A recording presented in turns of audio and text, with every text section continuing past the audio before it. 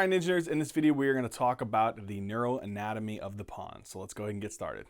All right, Ninjas, so what we're going to do is we're going to look at the kind of internal structures of the pons, and then we'll go into their function in more detail as we kind of move towards the right of the whiteboard. First thing we need to know is we have to look at two sections, or cross sections, or transverse sections of the pons, okay?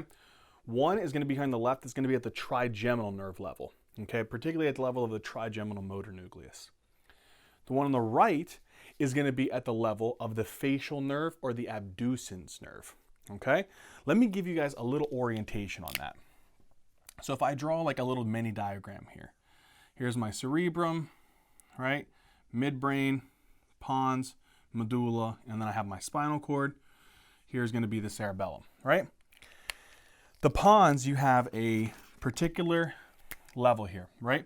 At this level, we're going to have right here is going to be at the level of the trigeminal motor nucleus. Okay, so out from this, you'll have the trigeminal nerve, the motor nerve. And again, you'll have a sensory nucleus there as well. At the lower level, just a little bit lower, closer to that pons medulla junction. So again, if I were to kind of draw like a line there, that's kind of right around the area between the pons and the medulla just below it. Right around that level, we're going to have the level of the facial nerve. And we're going to have this at the level of the abducens nerve, okay? So we're going to take two sections. One is going to be here, and that's going to be on the left. That's the level of the trigeminal. And we're going to take another section, and that's going to be at the level on the right, which is going to be at the level of the facial and abducens nerve, okay? So let's go ahead and focus here at the level of the trigeminal nerve. All right, so let's go ahead and take a look here at this cross-section at the level of that trigeminal nucleus, motor and sensory nucleus here, okay? Now, what I want you to remember is that there's a ventral portion here. So when we're looking at this, giving you guys some orientation. This side here is the ventral. This side here is the dorsal, okay?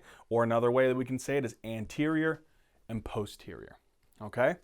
Now, another thing is sometimes questions might come up where they might say, okay, what is the ventral portion of the pons called? In other words, here's your trapezoid body, right? We'll get into all these structures in a second, but this blue kind of like diamond thing here is going to be the trapezoid body. Anything that is anterior to the trapezoid body, so from here all the way till here, this is the base or the basilar part of the pons, okay? Anything from this part of the trapezoid body all the way back here to the back part, most dorsal point, is the tegmentum of the pons, okay? So again, this part, basilar part of the pons, this part all here, tegmentum of the pons, okay? So let's talk about stuff in the ventral or basilar part of the pons first, then we'll get into all the structures in this dorsal or tegmental part of the pons next, okay? First things first, we have all these little orange dots within the basilar part of the pons. What are these little orange dots? These little orange dots here that we're going to talk about, we're going to have like a key so that this diagram doesn't get too crazy here. These little orange dots are called your Pontine nuclei, okay? So these are called your Pontine nuclei. And again, we'll talk about their function in a little bit. But one of the big things I want you guys to remember for this, and kind of that one-word sentence, is that the Pontine nuclei, what happens is you have descending motor fibers coming from the cerebral cortex that some of them will synapse on these Pontine nuclei. Then, when they synapse on these cell bodies, or these Pontine nuclei, some of the fibers from the Pontine nuclei on the left side of the pons will cross over to the opposite or contralateral cerebellum. The ones on the right side will cross over and send their axons from the right side of this pons to the contralateral or left cerebellum. How do they do that? You see these black fibers here? If I were to kind of imagine here, here's going to be the synapse at this point, and from here, this guy is going to go this way. He's going to make his way across these. These are your pontocerebellar fibers, right? So what are these fibers here called? These are your pontocerebellar fibers. And again, they're going from one side of these Pontine nuclei to the contralateral cerebellum. When they go towards the contralateral cerebellum, how do they communicate with the contralateral cerebellum? Do you guys remember? they're going to make their way. So for example, it would come down here to this guy. He would cross over this way, continue to keep crossing, continue, and then move into this little black structure here. What is this called?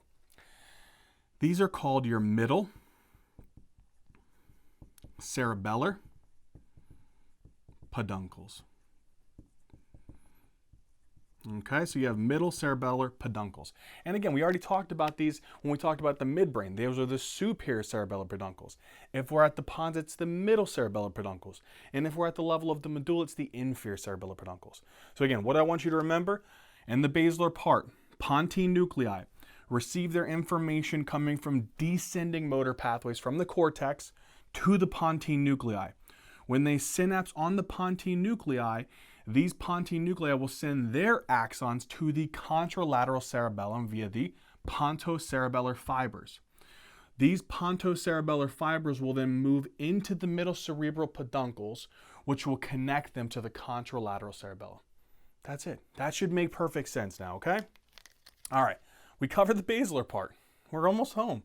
Let's move on to the next part.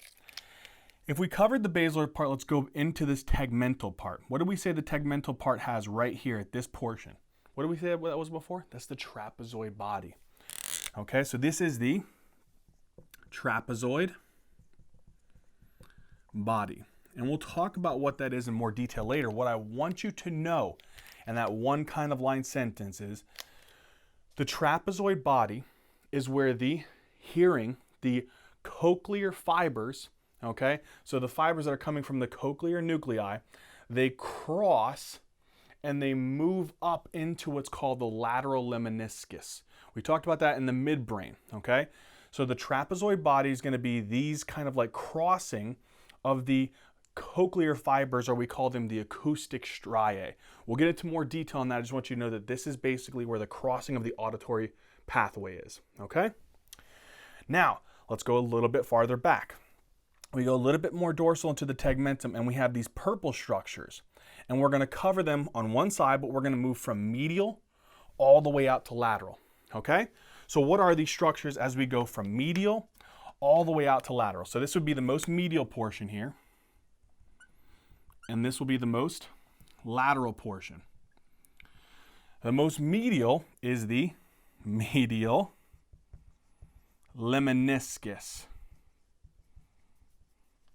As you go a little bit more out, then you have the trigeminal luminiscus.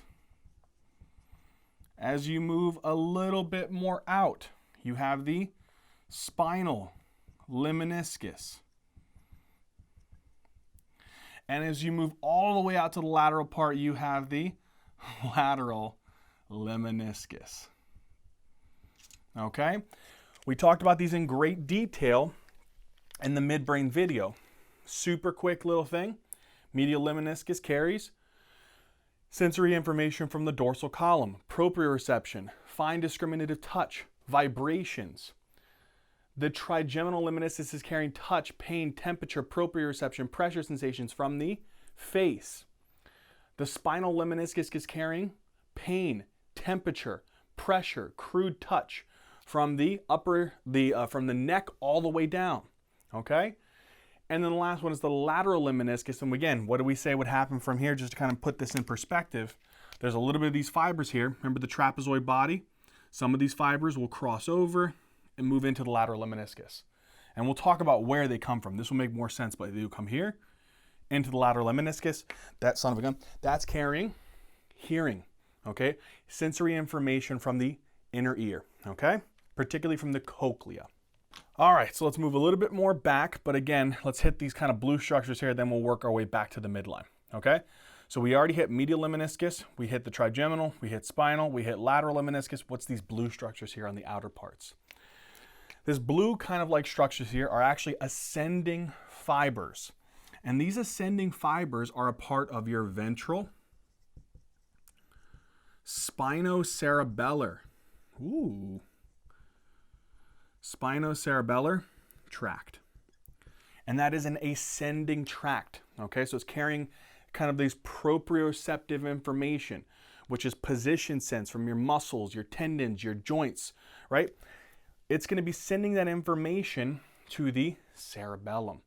And it actually will ascend up. It actually comes up through the medulla.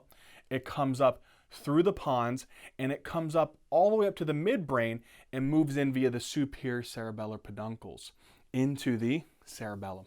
Okay? So that's the next one. Let's move now into the middle here. We have these red tracts. These red tracts here actually is a descending tract. This is actually the rubrospinal tract. Okay, this is the rubrospinal tract. Remember, this is a descending motor pathway to what? Flexor muscles, okay, particularly of the upper extremities. Next one, the blue guy here.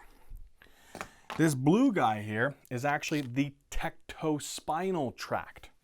You guys remember that one? The tectospinal tract. That's going to be sending descending information, motor information, from the tectum, which is primarily the superior colliculus and inferior colliculus, down to the motor neurons that are going to play a role within movements of the head, the neck, and even the eyes in response to either a visual stimulus from the superior colliculus or an auditory stimulus from the inferior colliculus.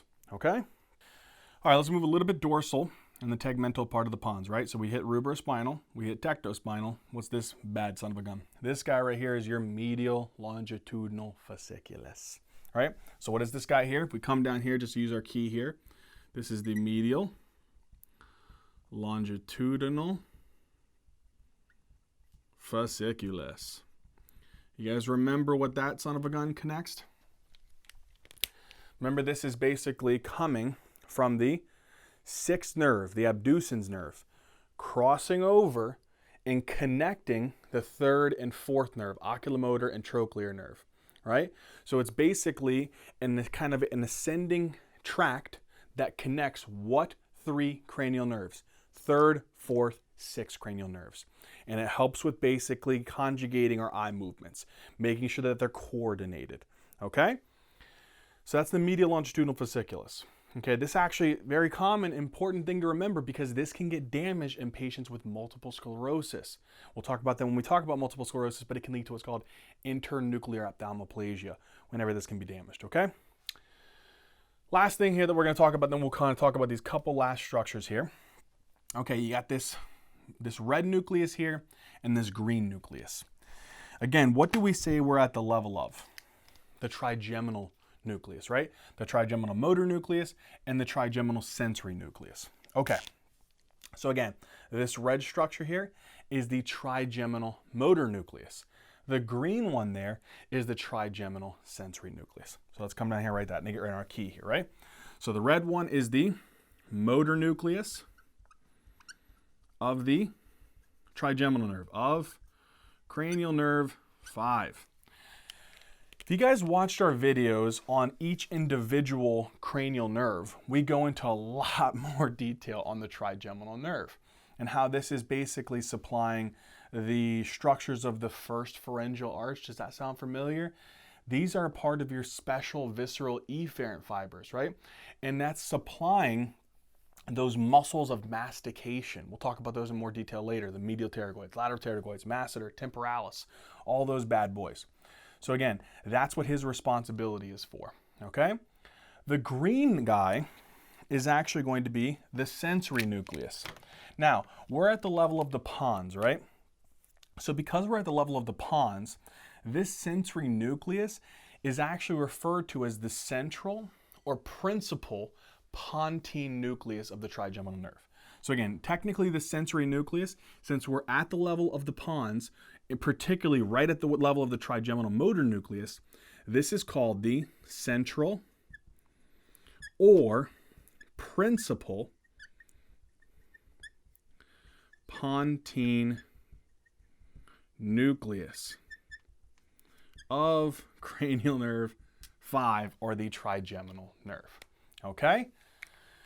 So, again, sensory nucleus, what is it picking up information from?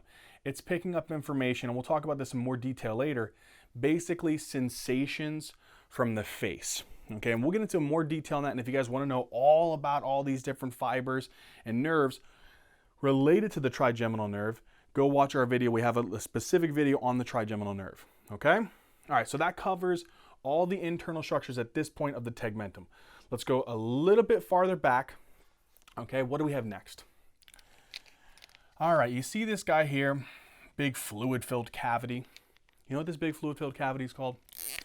This big fluid-filled cavity here is called the fourth ventricle.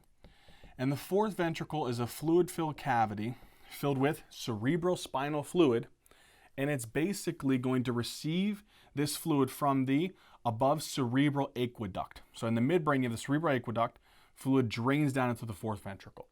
Then from the fourth ventricle, we'll talk a little bit later, it can actually move out through the median or lateral apertures, or the foramen lucca or the foramen magendi, or it can go down through the central canal into the spinal cord. Okay? Now, in the back part here, in the back part of the fourth ventricle, in the back part of the pons, you have this kind of like structure here, and this is called the superior medullary velum. Okay? So they call this the superior medullary velum. Okay? So again, we have the superior medullary velum, and then just anterior to that, you have this fourth ventricle.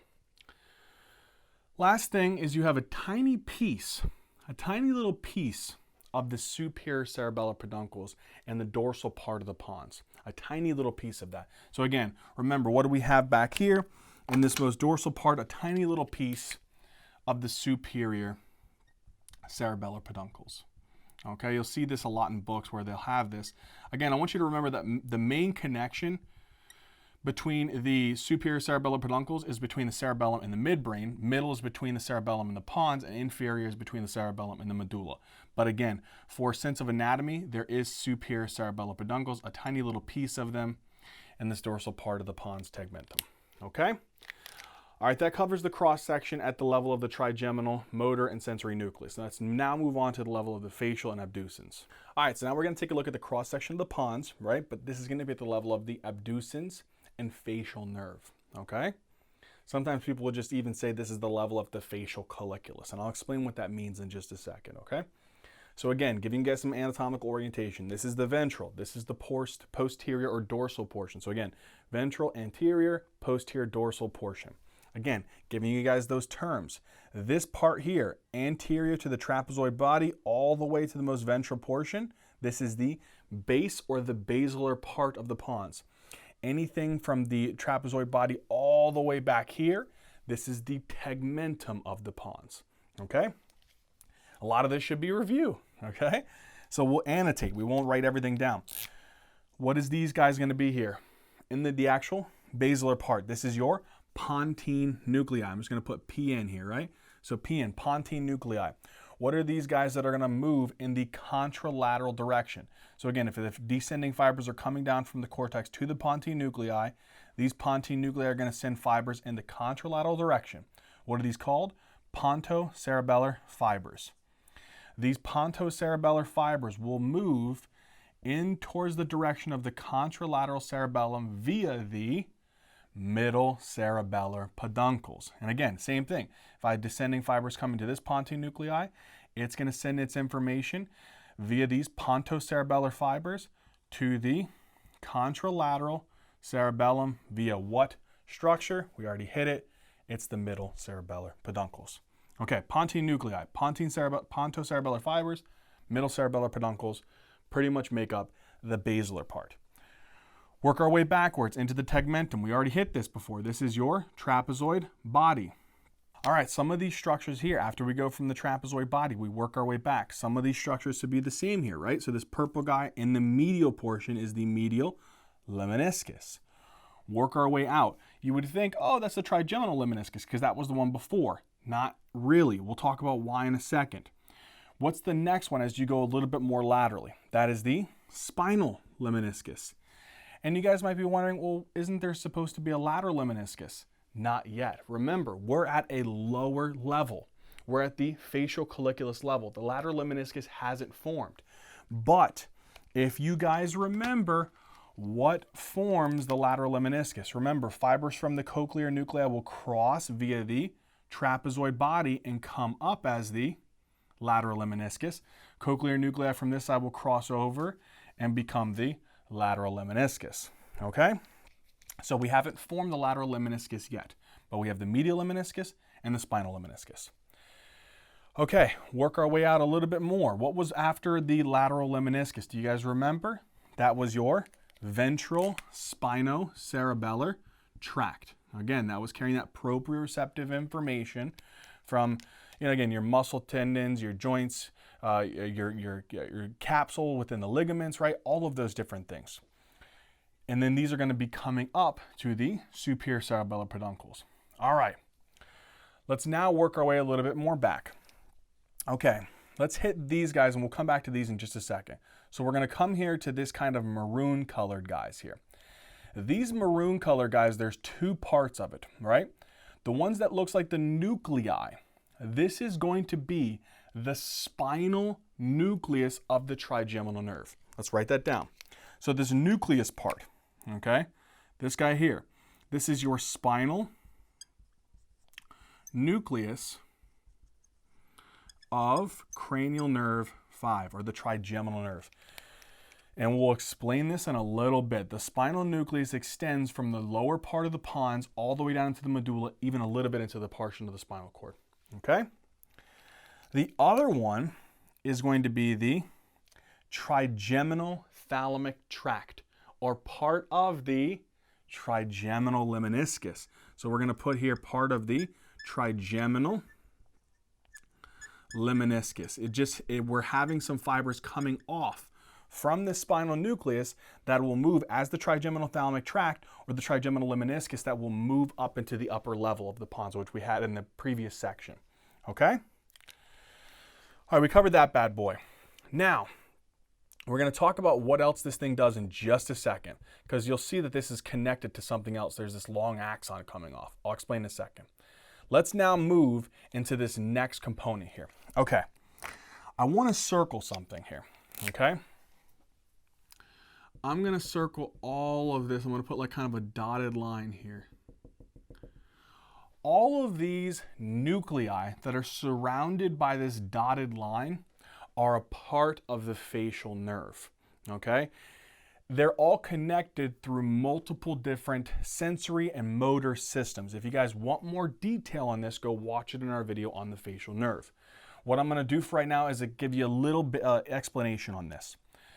So what I'm going to explain here is you have the facial nerve. It has multiple different sensory and motor fibers. We're going to go from the purple one and work our way, and again, talk about this maroon colored one last. Okay, so the first thing that we have to talk about here, we have this purple guy.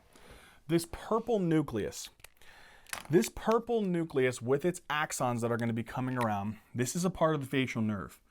But this is going to be the motor nucleus of cranial nerve 7, or the facial nerve.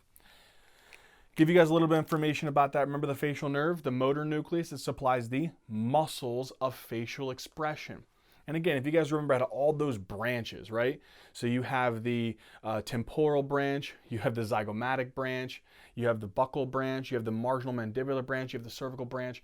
It's supplying all those muscles of facial expression, and even a little bit of the platysma. So if you guys want more detail on that, you guys go watch that. But again, this is the muscles that are going to be supplied by the facial nerve. Okay. Now, because these muscles are actually a part of your pharyngeal arch, these are actually going to be muscles that are coming from the second pharyngeal arch. So these fibers we actually call special visceral efferent fibers. Just like those motor fibers coming from the trigeminal nerve, those are supplying the first pharyngeal arch. So those are going to be special visceral efferent fibers. Okay? The green one. Okay, the green nucleus is actually going to be a very special nucleus. This guy here is called the superior salivatory nucleus. And this is going to be connected to the facial nerve as well.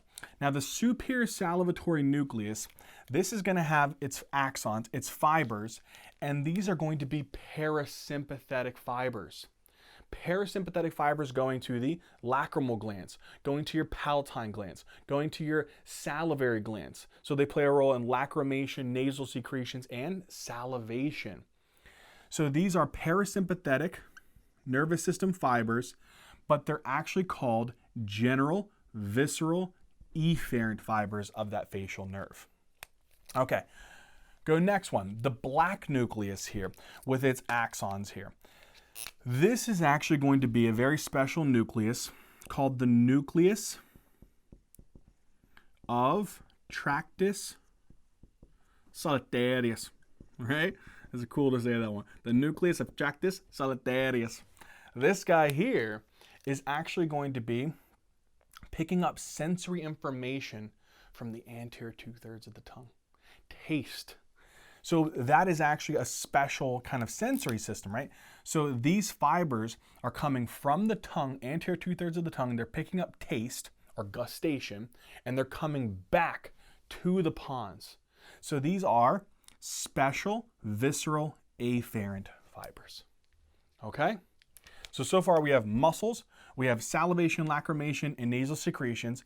We have taste of the anterior 2/3 of the tongue. Guess what else we have? One more. Remember I showed you that the spinal nucleus of the trigeminal nerve was connected. There was a connection to the facial nerve. I'll show it again in just a second. The reason why is, do you guys remember what I told you, what pretty much the nuclei of the trigeminal nerve are responsible for? They're receiving information, sensory information, from the face. What kind of sensations? Pain, temperature, touch sensations. Well, you know another area that's actually really important that the facial nerve supplies?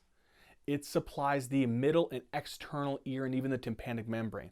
So some of those sensations that you have within the tympanic membrane, the external ear, and the middle ear are actually picked up on sensory fibers of the facial nerve, okay, and sent to the spinal nucleus of the trigeminal nerve. Okay, so again, this kind of maroon colored fibers, I want you to remember that these are general somatic afferent fibers, but these are fibers that are basically taking sensations, okay, they're going to be taking sensations from the external ear, the middle ear, and the tympanic membrane. But these are going to be, I just want you to remember, these are sensory fibers. And these sensory fibers are going to be sending this information to who?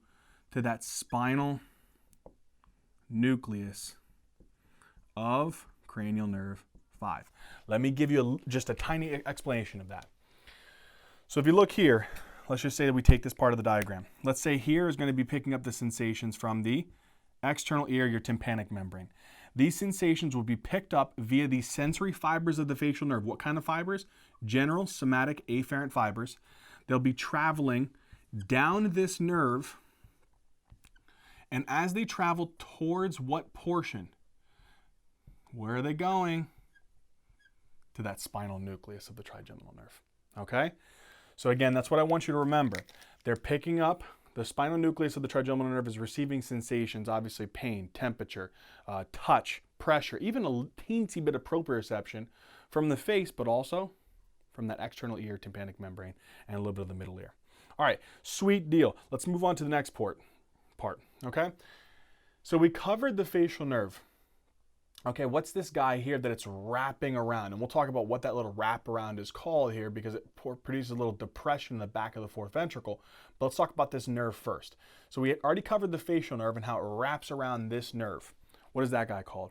That's called your abducens nerve. So again, what is this son of a gun called here? This baby blue guy here that we talked about?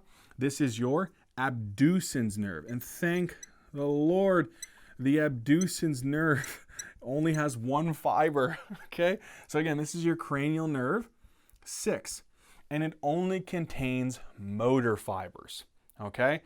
Or those general somatic efferent fibers. So if you guys really want to remember, that's your general somatic efferent fibers. And these go to your lateral rectus. How do you remember that? LR6. Lateral rectus is supplied by the 6th nerve, so it plays a role with abduction of the eyes. Beautiful. We're done with that one. Thank goodness. Let's move on to the next structure. So we covered the abducens. We covered all the facial nuclei and their fibers. Okay? And if we move out a little bit more, we got this guy here. Okay, you see these red structures here? What are these? Okay. This red structure here is actually a part of your vestibular nuclear complex. So again, what is it called? It's called your vestibular nuclear complex. So again, this is your vestibular nuclear complex. And this vestibular nuclear complex has a couple different portions. It has a superior nucleus, a medial portion, a lateral portion, and an inferior portion. What I want you to remember is that the superior, middle, medial, and lateral portion are situated at this level of the pons. The inferior is situated in the upper part of the medulla. Okay, so you won't be able to see it. Okay, so again, superior, medial, and lateral at the level of this portion of the pons. Inferior won't be able to see it. We'll talk about more detail what this guy does. He plays so many roles. If you guys want to know more about this in more detail, watch our video on the vestibular nerve. Okay, sweet deal. Let's go into the next one. You see these green guys here? These green nuclei here? And then in the center of it is another big structure. Okay, we're going to talk about those now. These guys are your cochlear nuclei. Okay, so you have your cochlear nuclei, and if you guys want more detail on this, watch our video on the cochlear pathway of the vestibular nerve. But again, the cochlear nuclei, which are situated posterior to this brown structure or dorsal to this brown structure, is called your dorsal cochlear nuclei. So what are these called? Your dorsal cochlear nuclei. Sweet. The structure, this green structure that's located anterior to this kind of brown structure is called your anterior or ventral cochlear nuclei. So these are called your ventral cochlear nuclei. Sweet. The next thing you have to answer is, okay, what the heck is this doo-doo brown structure that's between these cochlear nuclei? This doo-doo brown structure is actually the inferior cerebellar peduncles. There's a tiny little piece of the inferior cerebellar peduncles at this level of the pons, okay? So again, what is this tiny little structure here? It's called the inferior cerebellar peduncles. We're just going to put peduncs, okay? So the inferior cerebellar peduncle is separating posteriorly the dorsal cochlear nuclei, ventrally the ventral cochlear nuclei. Now, what I want you guys to know about this is the cochlear nuclei are receiving information from the cochlear branch of the vestibulocochlear nerve. We'll get into more detail on that. But again, if you have to remember these, I want you to remember that these guys are receiving information from the vestibular branch of the vestibulocochlear nerve. And guess what they do? They send their information down into the trapezoid body, which will come out via the contralateral lateral luminiscus. So again, you'll have fibers coming in through this guy. The ventral cochlear nuclei will send these fibers down through the trapezoid body. That's basically what makes the trapezoid body, is the crossing of the axons coming from the ventral cochlear nuclei, or what we call the ventral acoustic striae. Okay, it'll cross over and go to the opposite side and make the contralateral lateral luminiscus. Beautiful, right? Okay, sweet. Next thing I want to talk about here, we have these green structures here. These green structures here are also very important. Again, we'll talk about them in a little bit more detail when we go over this kind of trapezoid body and the cochlear nuclei in more detail. But what happens is some of these fibers from the trapezoid body, that ventral acoustic striae basically, will ascend upwards, right? And some of those fibers, as they go upwards, will synapse on these structures. And they play a role with being able to determine the intensity as well as kind of the relative velocity of auditory sensations.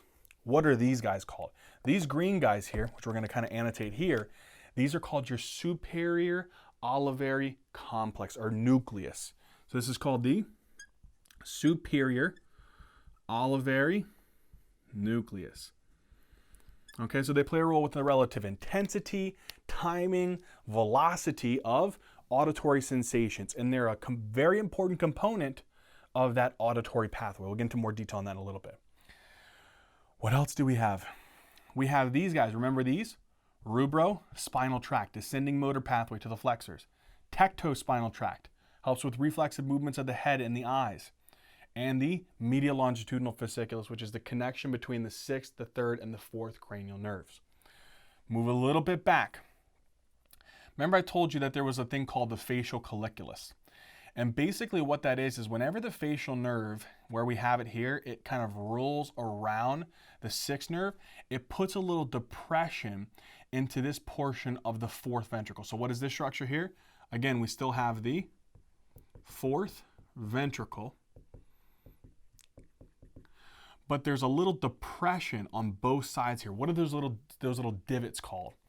This is called your facialcolliculus. Let me give you guys a little bit better review of this so you completely understand here. I'm going to draw a sagittal section here.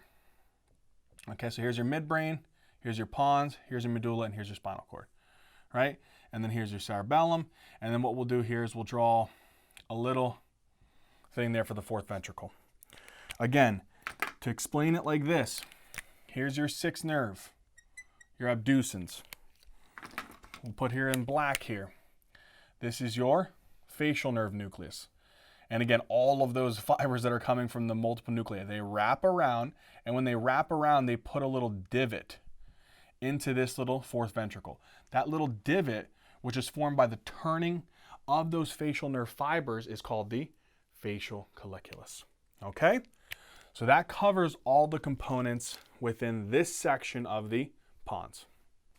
All right, guys, so now that we've covered pretty much the cross sections, covered pretty much all the internal structures, things that are coming in and out of the pons at the trigeminal level and at the facial nerve abducens level, I kind of want to give just a general overview with different kind of like sections, and so that we completely understand all of these structures, just a general overview of what these structures are that are moving up, that are moving down, that are moving all over the place in these levels of the pons. Again, they're going to be very general. They're not going to be super detailed.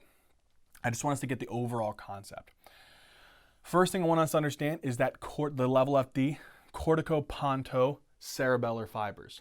Okay, so again, if you guys remember, we have these descending motor fibers. So here's your upper motor neurons, right? They're coming from the cerebral cortex. They're coming down, and as they come down, remember what happens. They move through the crus cerebri, and some of the fibers will scatter around the Pontine nuclei, and some will actually synapse on these Pontine nuclei. When again, some of these come together, they move down to the level of the medulla at the pyramids, cross over, right? So some of these will re-come together, cross at the level of the pyramids, and come over here. Okay? What I want you to remember is that some of these fibers that are coming down here that stop at the Pontine nuclei, they'll synapse on these Pontine nuclei, right?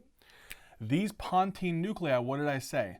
They'll send their fibers, their pontocerebellar fibers, to the contralateral cerebellum via the middle cerebellar peduncles. So the middle cerebellar peduncles are basically these structures here that are connecting the cerebellum to the pons, right?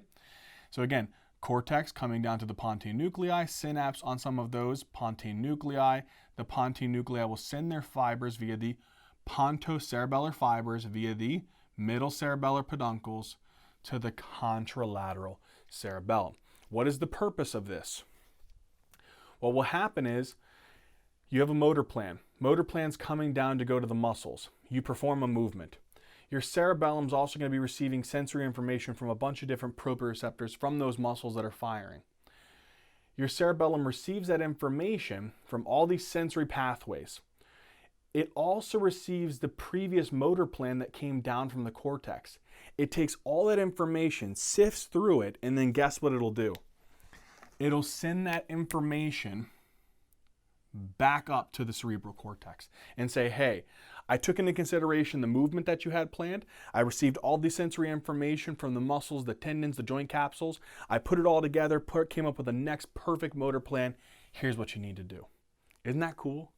So again, that's the thing I want you guys to understand with those Pontine nuclei, the pontocerebellar fibers, and again, the middle cerebellar peduncles. Okay, next thing. Again, we've talked about these fibers in so many videos. We're going to make this very general. We're going to go over some of those ascending pathways, okay? Again, let's cover the medial luminiscus and we'll kind of work our way outwards. So we'll do medial luminiscus here in purple here, right? So medial luminiscus, what does it do? It receives sensory information from proprioceptors for fine and discriminative touch, for vibrations. And what does it do? It sends that information inwards, comes into the dorsal gray horn, and moves into the dorsal gray horn and ascends upwards on the ipsilateral side. Comes to the medulla where it has nuclei like the nucleus cuneatus and the nucleus gracilis, right? Synapses on these nuclei in the medulla, and then what happens? These guys will form that arcuate fibers, the internal arcuate fibers, which will cross and ascend upwards. And as it ascends upwards, it eventually goes to the thalamus. Where is these medial luminiscus fibers? Remember, they were at the pons at both levels. So that's, again, picking up sensory information from proprioception, touch, and vibrations. What else do we have? Let's do the maroon as the trigeminal. Again, the trigeminal nerve, remember, you have the spinal nucleus here. You have the central principal Pontine Nucleus and the mesencephalic nucleus, right? And these guys are receiving information from the trigeminal nerve, all those sensory fibers. And from these nuclei, they basically send up their axons as the trigeminal luminiscus. So again, you're going to have what is this here? The mesencephalic nucleus, the central or principal Pontine nucleus, and the spinal nucleus. They're going to be receiving information, pain, temperature, touch, vibration, all of those things from the face, and sending it to these individual nuclei, and these individual nuclei will send up their axons as the trigeminal luminiscus. Okay? So again, purple here is medial luminiscus. The maroon here is the trigeminal luminiscus. What else do we have? So the next one in this kind of like doo-doo green color. This is your spinal luminiscus. Do you guys remember what happens with a spinal luminiscus? Spinal luminiscus, you're picking up pain, temperature, crude touch, and even some pressure. That sensory information is coming in. It's synapsing on that dorsal gray horn. If it's pain and temperature, where is that going? Lateral. If it's going to be crude touch and pressure, where will those fibers go? Ventral. Either way, they'll eventually ascend upwards and come together. And when those fibers come together from the ventral spinal thalamic tract and the lateral spinal thalamic tract, they'll ascend upwards as the spinal luminiscus. Okay? So again, medial luminiscus is carrying that proprioception, fine discriminative touch, and some of the vibrations. Trigeminal luminiscus carrying all those sensations from the face. Spinal luminiscus carrying pain, temperature, crude touch, pressure basically from the neck down. Okay? That covers those. And if you guys really want to remember here, remember we said that there was also another ascending pathway, that ventrospinal cerebellar tract. If you guys really want to remember that one, it's also kind of doing the same thing here as this pathway here. It's picking up sensations. What kind of sensations? It's picking up sensations from proprioceptors, from muscle, tendons, joints, from L2, L3 level down to the coccyx. Okay? And it sends that information into the dorsal gray horn, crosses over to the lateral white column, and ascends upwards. And what do we say it does? It goes into the superior cerebellar peduncles to the contralateral cerebellum. Okay? Okay, that covers that one. And again, if you guys really want to remember what happens here, once it goes through the superior cerebellar peduncles, it actually will go into this part of the cerebellum and actually move behind and go to the opposite cerebellum. So again, just a little tiny piece of information there. Technically, the ventral spinal cerebellar tract will take proprioception from the same side to the same cerebellum. It just goes up through the superior cerebellar peduncles of the contralateral cerebellum and then moves around the midbrain to the other cerebellum. Pretty crazy. But again, this covers a lot of those tracts that we talked about and puts a name and a kind of an idea behind all of those structures. Okay, Now that we covered some of those sensory pathways, let's cover another one, which is basically that vestibular nuclear complex. Okay. So if you guys remember, we have your vestibulocochlear nerve.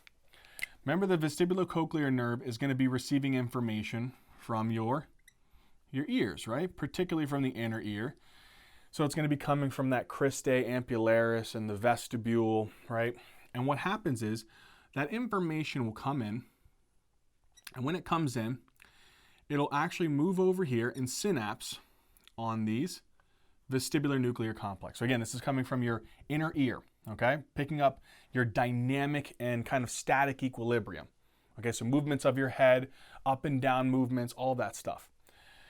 From the ears, it'll send it to your vestibular nuclear complex. Do you guys remember what your vestibular nuclear complex does? It actually can send information downwards and go down to your muscles, okay? So it actually will go down to your muscles, and it'll actually cause stimulation of the muscles that are going to be going to extensor. So it's going to actually stimulate your extensor muscles, okay?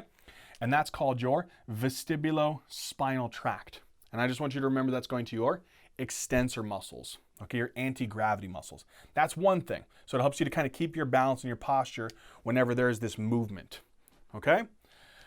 The other thing it does, it sends information from the vestibular nuclear complex via the inferior cerebellar peduncles to your cerebellum. Do you guys remember that nucleus in the cerebellum?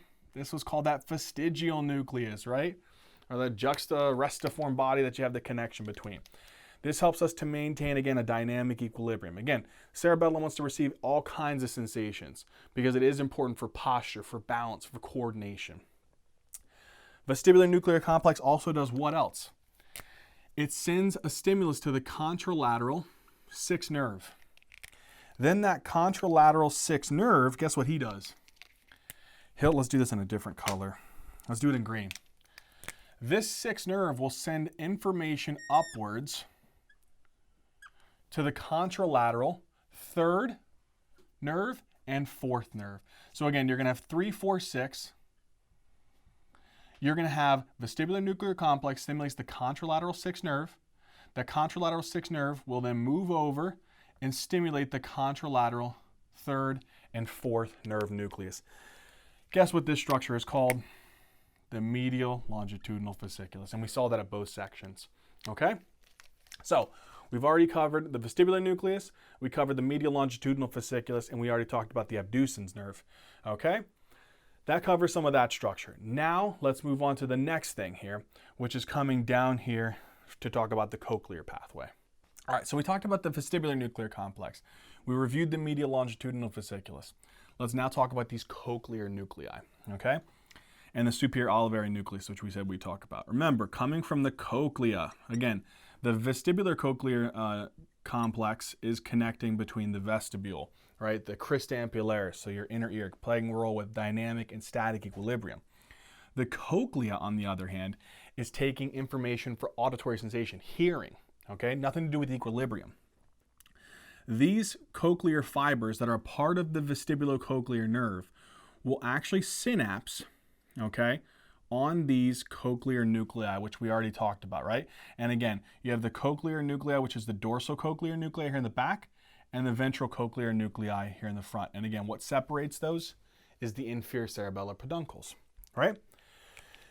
These cochlear nuclei, what do we say happens? Some of these guys will actually go upwards and form like that dorsal acoustic and intermediate acoustic striae.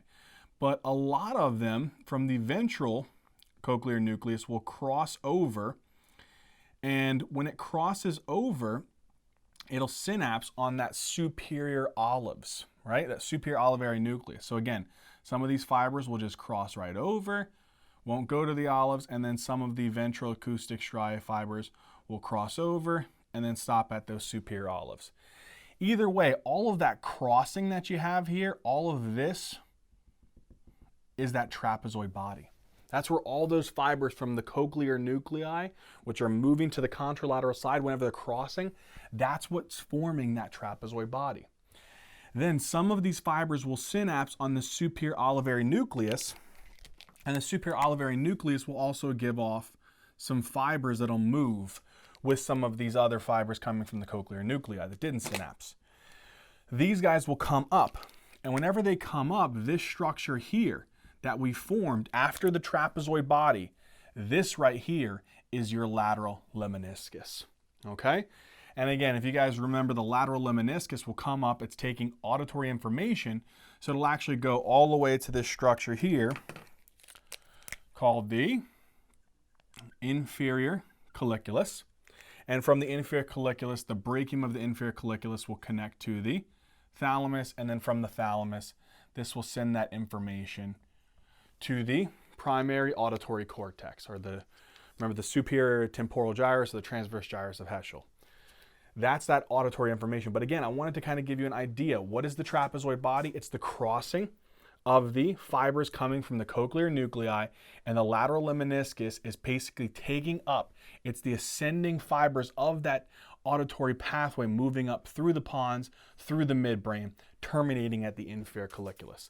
And again, some of these fibers that are crossing after the trapezoid body, some of them do synapse on those superior olives to give a role with relative intensity, relative timing, and velocity of sound. Sweet deal. Next thing I want you guys to remember here is going back to that tectospinal and that rubrospinal. Again, we're not going to go into crazy detail because we've already talked about this, but I just want to give you guys an understanding. Remember what the tectum is? The tectum is going to be the superior colliculus and the inferior colliculus, right? That dorsal part of the midbrain. That tectospinal tract is going to be descending motor fibers that are giving off connections to your cranial nerve nuclei that play a role within movement of the eyes, so third, fourth, sixth, and down to the lower motor neurons in your spinal cord that'll go to the muscles of the head and the neck to move the eyes, right? So again, tectospinal tract is the motor fibers going to muscles of the eye and muscles of the head and the neck for movement. If the stimulus is coming from the superior colliculus, that's visual stimulus. If it's going to be inferior colliculus, that's auditory stimulus. Okay? A simple example, again, you're seeing somebody that's walking, you're moving your head and your eyes towards that direction. You hear someone yell your name over here. When you hear them yell your name, you look towards that direction. You fix your eyes, your neck, and your gaze towards that area. If you're tracking, superior colliculus. If you're moving in response to an auditory stimulus, inferior colliculus. Simple as that. The other one, this red guy in the level of the midbrain here, we have the red nucleus, and the red nucleus is sending down these descending motor fibers that are going to be going to muscles that play a role with flexion, primarily the upper extremity distal flexors. Okay? This tract is the rubrospinal tract. So again, putting an idea or concept behind the tectospinal and the rubrospinal tract. What are their functions? We already know. Okay? Sweet. Let's move on to the next thing. The next thing that we have to talk about here is going to be looking at that ventricular system. Again, I just wanted to give a different view, okay? So if you look at a sagittal view here, we have this kind of like horn structure here. This is our lateral ventricle. So we're just gonna kind of like abbreviate this, lateral ventricle. Then connecting the lateral ventricle to this third ventricle, okay, so this is the third ventricle, is this little connection here called the interventricular foramen, or the foramen of Monro. Then the third ventricle drains down via the cerebral aqueduct, and then from the cerebral aqueduct at the level of the pons and the medulla, we get the fourth ventricle. And then the fourth ventricle can continue downwards as the central canal, okay? Or it can come out and go into the subarachnoid space via the median and lateral apertures. To give another view, this is going to be looking at that ventricular system from the posterior portion, okay? All right, so again, here you're going to have midbrain, here you're going to have pons, here you're going to have the medulla. If we look here, this obviously is the cerebral aqueduct, and then this whole thing here is the fourth ventricle. Sometimes they might ask questions in regards to the external structure. So really quickly, what is this line here right down the middle? This is called the median sulcus. We're not going to write it down, just want you to remember it. Okay, that pink line is the median sulcus. The next thing, Sometimes they'll ask, what is this structure here? These kind of like black kind of structure here on the sides of that median sulcus. And that black structure there on the side of the median sulcus is called the median eminence. Okay? At the bottom of the median eminence, there's a little divot here. Let's do this one in green. This little divot here on the bottom of the median eminence is actually called your Facialcolliculus. Okay? That's that little depression in the back of the pons formed by when the facial nerve turns around. Okay? So again, pink line, median sulcus, black structure on the side of it is the median eminence. At the bottom of the median eminence is going to be the Facialcolliculus. The last thing is on the outer parts here. Let's do this in red. On just outside of the median eminence is called your sulcus limitans. Okay? So sometimes they might ask you this, what is the median line structure? It is called the median sulcus. On the sides, the median eminence. At the bottom is the Facialcolliculus, and all the way lateral is the sulcus limitans. Last thing I need to tell you is there is a kind of a horizontal line here coming from this portion here to this portion here. This here, this brown structure is called the stria medullaris. The stria medullaris is important because above the stria medullaris, that portion of the fourth ventricle is actually going to be formed by the back of the pons. Below the stria medullaris, that portion of the fourth ventricle is actually going to be formed by the back of the medulla. So sometimes they might ask you that question as well. Okay, last things that we got to talk about here. We got to talk about the abducens nerve, okay? And again, this is very general. We're not going to go into tons of detail here. We already talked about these in great detail in these individual videos. But if you guys remember the abducens nerve, what extraocular muscle does this bad boy supply? It supplies the lateral rectus. And again, what does the lateral rectus do? He plays a role in abduction of the eyes. Okay? Done. Facial nerve.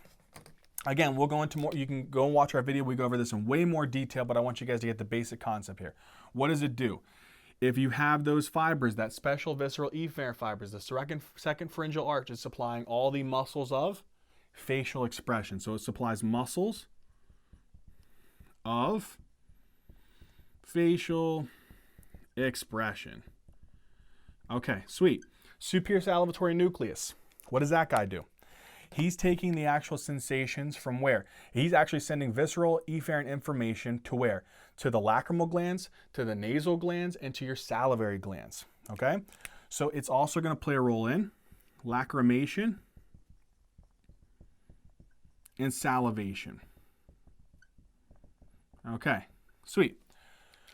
What else? We're also going to have that nucleus of tractus solitarius. What is that guy doing? It's taking sensory information of taste from the anterior 2/3 of the tongue.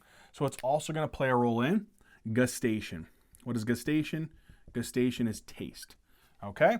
And again, we'll put here 2/3, anterior 2/3 of the tongue. The last thing is it's also going to be taking up from that spinal nucleus of the trigeminal nerve. You guys remember what that picks up? The general somatic efferents, which is the pain, the touch, the temperature sensations coming from the external ear and the tympanic membrane and a little bit of the middle ear. So it's also going to pick up sensations from ear. Okay? And again, just remember external ear, middle ear, and tympanic membrane. Okay, the last sucker that we got to talk about here is the trigeminal nerve. And again, we already covered this in great detail in the trigeminal nerve video. Just to do a very basic overview, trigeminal nerve. We have those special visceral efferent fibers supplying the first pharyngeal arch. That's going to be the muscles of mastication. Okay? So it's supplying the muscles of mastication. And again, what nucleus is that going to be coming from? That's going to be coming from that motor nucleus of the trigeminal nerve. What was the other nucleus of the trigeminal nerve? I'm glad you guys asked, because we got a bunch of those, right? At this level, at the midbrain, right? So we have the midbrain. Here, we'll have like a kind of line here to separate each portion. We have this portion here. Midbrain is above that. Here, we have the pons. And then here, we have the medulla. Okay? At the midbrain level, what is this nucleus here called? The mesencephalic nucleus. Okay, what is this one called? That principal or central Pontine Nucleus. And this one here, which is actually a little bit in the lower part of the pons and the medulla, is the spinal nucleus of the trigeminal nerve. What are all of these guys receiving? This one's primarily receiving proprioceptive information from the muscles of the jaw.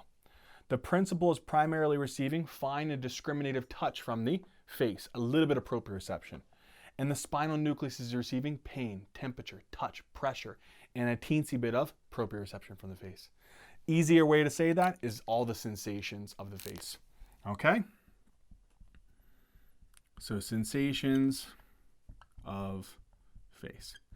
And again, if you guys want more detail on all of those different areas of the face, go watch our video on the trigeminal nerve.